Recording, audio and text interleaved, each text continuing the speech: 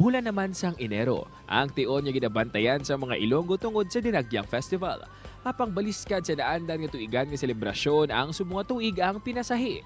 Bangon sa health protocols kaangot sa pandemya ginadubilian ang pagtipon sang madamo nga pumuluyo. Ano ba lang asahi sang dinagyang ang masaksihan sang publiko? Ang mga buluhaton nga sadto kabahin sang selebrasyon, padayon ayhan nga mapasundayag?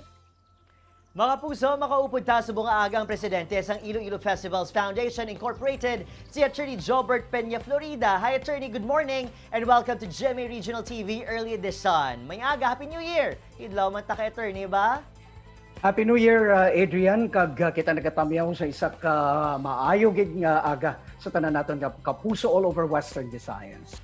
Bodo na hidlaw man ta sa tingog ni Attorney Jobert ba? Sir, kamusta ka? Subong may pandemya, pakitang ginatubang?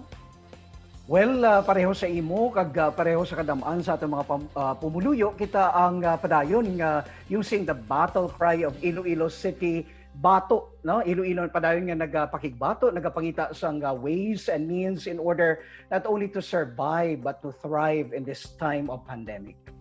Attorney Jobert, masin kadamo sa imo sa mga obligasyon bilang leader kag head. Pero duhubin gyapon anong sekreto ni Attorney man?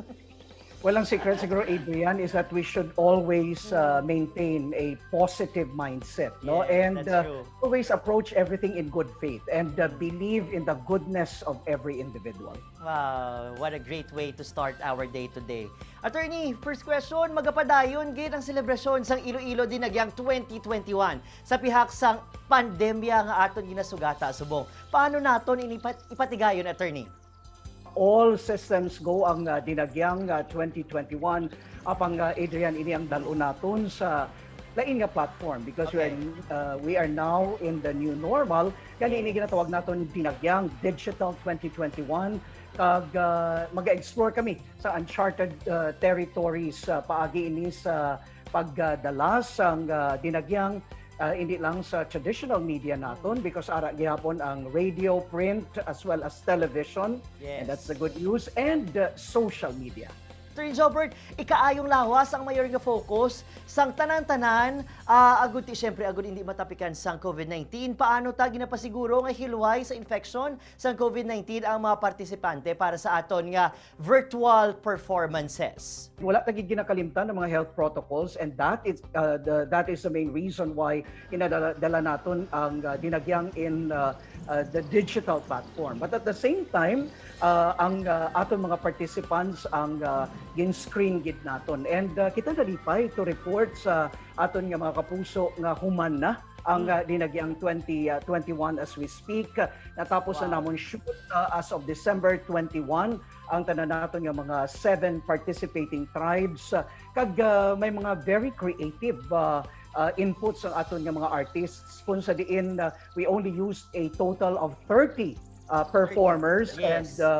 And Yes. 30 and complementary, no? May 30 man kami ka musicians and 30 ka production team. Antes sila nagsulod, nag-start ang rehearsal on November 28. Ini ang gin-quarantine naton, gin-bubble, gin-PCR test because may molecular laboratory ang syudad sa Iloilo. Free o kung negative ang resulta sa atong mga performers. Kag ang the whole team ang nag-undergo man sang RT-PCR tests kag gin-validate naton nga negative ang among nga Miss Universe Philippines. Rabia Yes. Mateo ang aton nga guest GMA artist kag ang bilog nga grupo antes man sila nag-shoot ang tanan gin-validate naton nga negative ang ila resulta.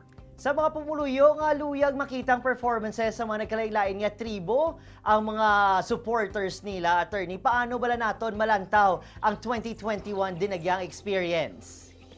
Well, ang different this time, Adrian, no? Teaser sa atong mga kapuso is that hindi na ni ang mga traditional naton, ang mga ginpalangga namon nga mga tribo ang pahuwayon anay naton. So instead, we are coming up with 7 tribes representing the 7 districts of Iloilo City. Ini ginatawag natin nga Tribo La Paz, Tribo Molo, Tribo Haro, and ang tanan nga ni ang aton nga igapasundayag using the power of social media and mainstream media as well. Attorney, I would want to know what's your greatest take bilang siguro makabig naton na leksyon sa subong ginapatigayon naton nga preparasyon for Dinagyang 2021. Adrian, lain nga challenge no kag tuman kabudlay ang magpatigayon sa isa ka selebrasyon in the midst of the pandemic no because of the health considerations and health protocol nga dapat wala gyud gina-compromise. So ang tuman ka budlay dira amo ang even just meeting.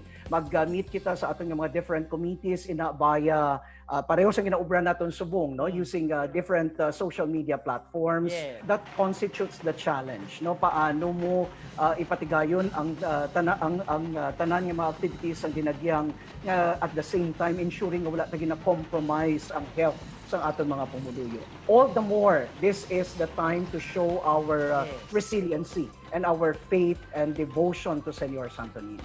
This is not only a devotion to Santo Niño, but this is our tribute to all our frontliners. So hindi lang 7 ka tribo ang amon iga-feature, hindi lang 7 ka distrito ang amon iga-pasundayag. We are featuring 7 real people. Ini sila mga anay, dinagyang warriors, nga subong frontliners na. Subong medical practitioner, subong health worker, subong government official, ara because ang message na gusto namon ipalabot nga the reason why Ilonggos are resilient is because we have the blood and ang amon ancestors are warriors no so naghalin kita sa warrior gani padayon nga Batok Iloilo. Madaming salamat for being on our program, Attorney Jobert Peña Florida. Thank you so much for this time. God bless you and see you soon, kabay pa, Attorney. Good morning. Good morning. Thank you very much. Halabira Iloilo. Viva, Senor Santo Niño. Mga puso, hindi na magbiya, bangod, magabalik pa ang GMA Regional TV Early Edition. Ini ang GMA Regional TV Early Edition.